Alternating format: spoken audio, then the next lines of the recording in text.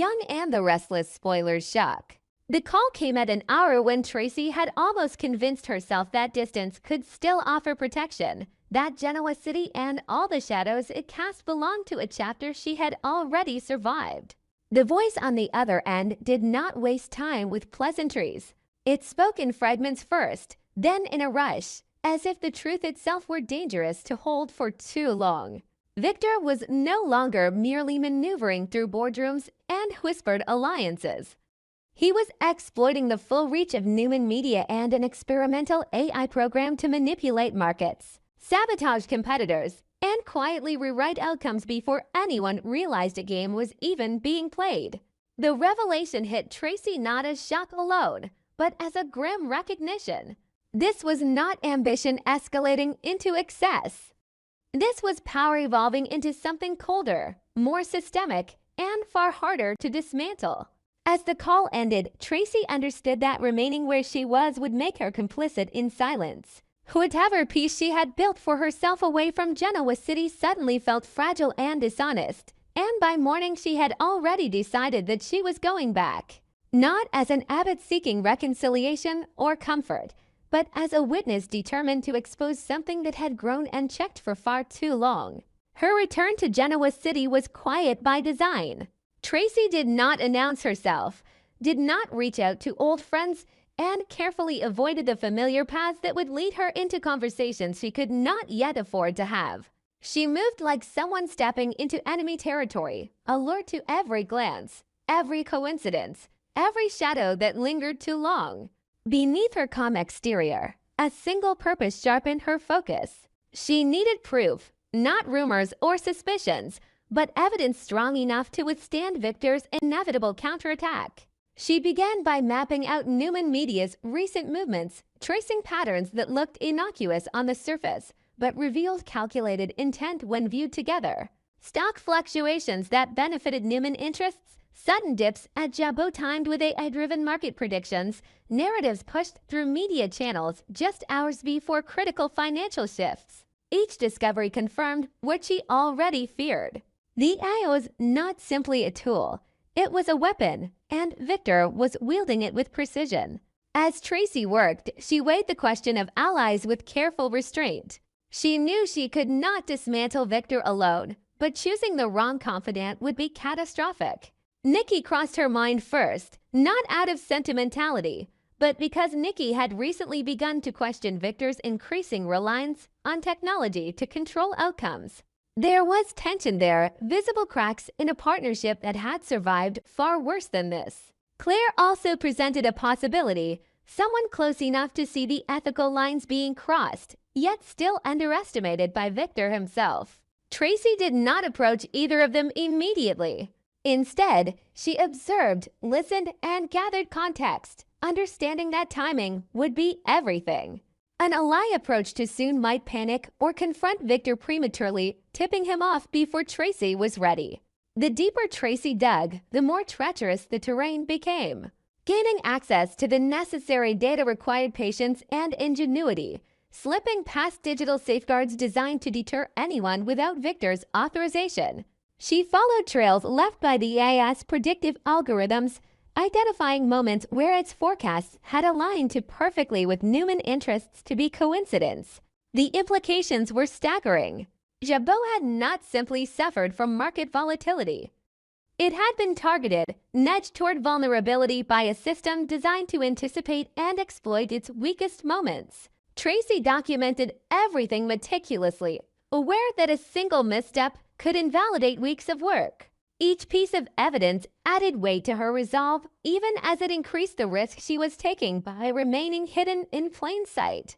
Victor, however, was not a man who ignored instinct. Somewhere in the rhythm of his daily operations, he began to sense disruption, an irregularity that could not be traced to market forces or competitor aggression. He noticed delays where there should have been none, minor breaches in systems he believed airtight, and questions surfacing from quarters that had previously shown unquestioning loyalty. His suspicion sharpened, and he responded the way he always did, by tightening control. Security protocols were reinforced, access points narrowed, and quiet inquiries made into who might be circling too close. The irony was not lost on Traci. The more Victor tried to fortify his empire, the more clearly he revealed that there was something worth protecting. Maintaining secrecy from her own family became one of Traci's greatest challenges. Jack and Kyle were consumed by crises of their own, entangled in the fallout from Marchetti and the ever-present chaos surrounding Phyllis. Their distraction provided Traci with cover, but it also weighed on her conscience. She hated the deception, hated moving through Genoa City without confiding in the people she trusted most. Yet she understood that involving them too soon would only endanger them. Victor's retaliation would not discriminate, and Traci refused to make her family collateral damage in a war they had not chosen. When Traci finally judged her evidence sufficient, she shifted her focus from investigation to confrontation. She knew better than to expect Victor to capitulate quietly. This would need to be public, undeniable, and impossible to spin. She prepared carefully, organizing documents, timelines, and AI output records into a narrative that exposed intent as clearly as outcome. Every late night, every risk taken in silence, led her to this moment. Fear was still there, but it had transformed into something steadier, a clarity born from knowing that inaction would be the greater betrayal. The confrontation unfolded in Victor's office, a space that had witnessed countless victories and the quiet destruction of those who underestimated him. Traci entered without ceremony, her presence alone enough to disrupt his sense of control. She did not speak at first. Instead, she closed the distance between them and, with deliberate force, scattered the documents across his desk. Pages slid and fluttered like fallen leaves, each one carrying proof of his manipulation, his abuse of power, his willingness to sacrifice entire industries for dominance. For the first time in a very long while, Victor's composure faltered. He recognized the implications immediately, the way the evidence fit together too perfectly to dismiss. This was not an accusation he could crush with intimidation or money. It was a reckoning. In that moment, Traci saw something she had never seen in him before. Fear not of exposure alone, but of losing control over the narrative he had so carefully constructed. She stood her ground, refusing to retreat, understanding that the shock she had inflicted was her greatest leverage. The room seemed to hold its breath as Victor absorbed the reality that someone he had underestimated had not only uncovered his secrets, but had chosen to challenge him openly. Whatever happened next would reverberate far beyond that office, reshaping alliances, destabilizing empires, and forcing Genoa City to confront the cost of power left unchecked. And as Traci met Victor's gaze, she knew that this was only the beginning, the moment when silence finally broke, and the consequences Victor had long avoided began to close in around him. The air in the Newman Ranch living room was not just cold. It was brittle, liable to snap at the slightest provocation. Nikki Newman stood by the fireplace, her hands trembling not from a chill, but from a rage she had been suppressing for weeks. Across the room, Victor sat in his leather armchair, a glass of tequila resting on the side table, his posture one of infuriating calm. "You cannot keep doing this, Victor," Nikki said, her voice tight, vibrating with an exhaustion that went bone deep. "It's not just business anymore. It's not just a rivalry. You are destroying lives with this machine." Victor didn't immediately look up from the tablet in his lap. When he did, his dark eyes were unreadable, shielded by that familiar wall of stoicism that had frustrated her for decades. "I am protecting this family, Nikki. I am ensuring that Newman Enterprises remains the dominant force it was destined to be. If Jack Abbott cannot keep up with the future, that is his failing, not mine." The future. Nikki stepped closer, the heels of her boots clicking sharply against the hardwood. "You call this the future? An AI program designed specifically to fabricate data, to simulate corporate espionage that never happened. It's lying, Victor. It's theft of reputation on a global scale. It is strategy," Victor corrected, his voice dropping an octave, a low rumble that usually signaled the end of a discussion. "The algorithm merely predicts market trends and exposes vulnerabilities. If Jabot is vulnerable, they deserve to fall." "It doesn't merely do anything," Nikki shouted, her composure cracking. She grabbed the back of the sofa, her knuckles turning white. I saw the reports on your desk. I saw what Adam was working on. You aren't predicting vulnerabilities. You are creating them. You are planting digital evidence to frame Jack for regulatory violations he didn't commit. That is criminal, Victor. It is evil. Victor stood up slowly, his presence suddenly filling the room. He walked over to the mantel, turning his back to her to gaze at the portrait of himself that hung above it. You are emotional, my baby. You let your history with Jack cloud your judgment. He is an enemy to this family. He always has been. He is a human being, Nikki pleaded, tears stinging her eyes. And he is the father of my son's brother. He is. He is family in a way you refuse to acknowledge. If you unleash this AI fully, you won't just bankrupt Jabot. You will send Jack to prison. Is that what you want? To see him behind bars for a crime a computer committed? Victor turned, his face a mask of cold resolve. I want him neutralized. If he breaks, he breaks. As for the AI, it is a tool. Nothing more. And it is staying.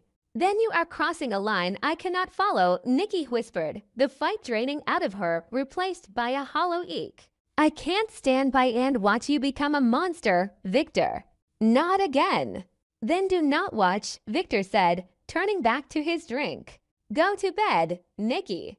The dismissal was like a physical blow. Nikki stared at his back for a long moment, waiting for a softening, a sign of the man who had once written her love letters, the man who had fought the world for her. But there was only the great Victor Newman, immovable and ruthless. She turned and walked out of the room, grabbing her coat from the foyer. She couldn't breathe in this house. She needed air. She needed sanity. The drive to the Abbott estate was a blur of streetlights and falling snow. Nikki didn't even remember parking the car. She found herself standing in the foyer of the Abbott mansion, shaking the snow from her coat as Jack descended the stairs, a look of concern immediately etching itself onto his features. Nikki, Jack hurried down, closing the distance between them. What is it? What's happened? You look like you've seen a ghost. I feel like I'm living with one, Nikki admitted, her voice trembling. She allowed Jack to guide her into the parlor, where a fire was crackling warmly, a stark contrast to the icy atmosphere she had just left. He poured her a brandy, his movements gentle and practiced. It's Victor, isn't it? Jack asked, handing her the glass. He sat opposite her, leaning forward, his elbows on his knees. What has he done now? Nikki took a long sip, the alcohol burning a path down her throat, grounding her. He won't stop, Jack. I tried. I swear to you, I tried. We had a terrible fight. He refuses to shut down the program. Jack sighed, rubbing his temples. I knew he wouldn't. We've been trying to trace the source of the attacks on Jabba's servers for weeks. Every time we think we've blocked it, the AI adapts. It's like fighting a ghost. It anticipates our security patches before we even deploy them. It's not just adapting, Jack, Nikki said, her voice rising with renewed frustration. It's evolving. He talks about it like it's a child. He's so arrogant about it. He stood there and told me it was just strategy, as if planting false evidence is a boardroom tactic. He's planting evidence, Jack went still. We suspected it, but we couldn't prove the data was originating from outside our system. The audit trails look perfect. Too perfect. He doesn't care about the truth, Nikki said bitterly. He thinks he's untouchable. He dismissed me like I was a naive child. He said I didn't understand the technology. She let out a sharp, humorless laugh. He thinks because he hides the core drive in that ridiculous vintage clock tower server at the ranch that no one can touch it. The room went silent. Jack blinked. I'm sorry, did you say? The clock tower. Nikki waved a hand dismissively, caught up in her rant.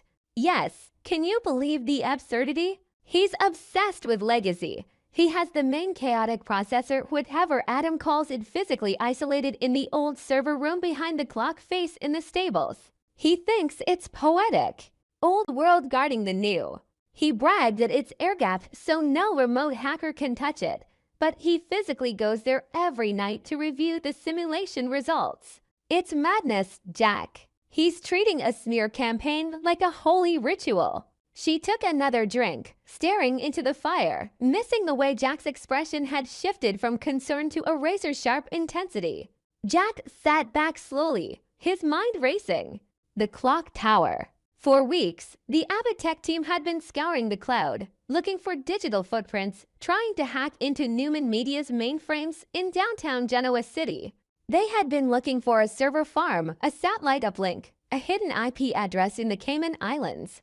They hadn't looked in a dusty, renovated stable on the Newman Ranch. "He goes there every night," Jack asked, his voice carefully neutral, though his heart was hammering against his ribs.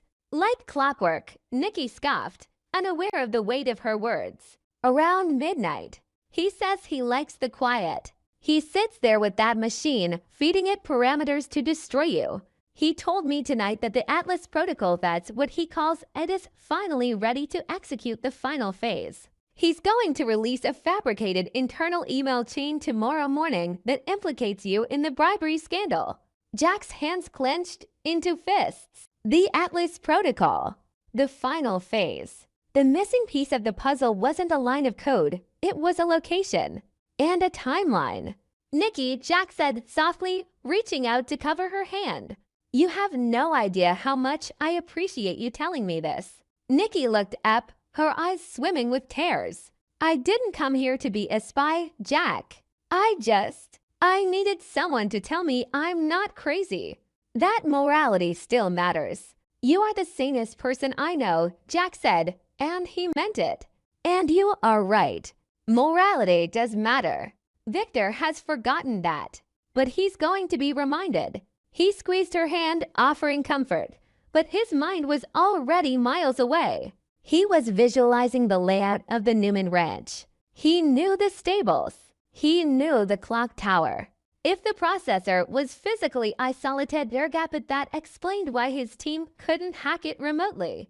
It meant the only way to stop the AI, the only way to prove the data was fabricated, was to access that hardware physically. And if Victor went there every night at midnight, "I should go," Nikki said, setting the glass down. "I can't be here if he finds out. He's already suspicious of my loyalty." "No," Jack said, standing up to walk her to the door. "Be careful, Nikki. Don't antagonize him tonight. Just let him think he's won." "He always thinks he's won," Nikki murmured as she buttoned her coat.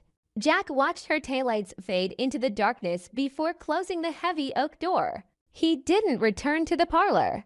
Instead, he walked straight to his study and picked up his secure phone. He dialed a number he hadn't used in years. "It's Jack," he said when the line connected. "Get the team ready. And get me the blueprints for the Newman stables, specifically the renovations from 1998. He walked to the window, looking out at the snow-covered grounds of his own home. The despair Nikki had brought into the house still lingered, but it was being burned away by the cold fire of determination. Victor had made a fatal error. He had let his arrogance blind him. He believed his wife was just a distraught woman venting her feelings. He didn't realize that in her despair, she had handed his enemy the keys to the kingdom. "The Atlas protocol," Jack whispered to the empty room. Victor thought he was launching a final strike tomorrow morning. He thought he was the predator. But as Jack stared into the night, a grim smile touched his lips. The hunter was about to become the prey.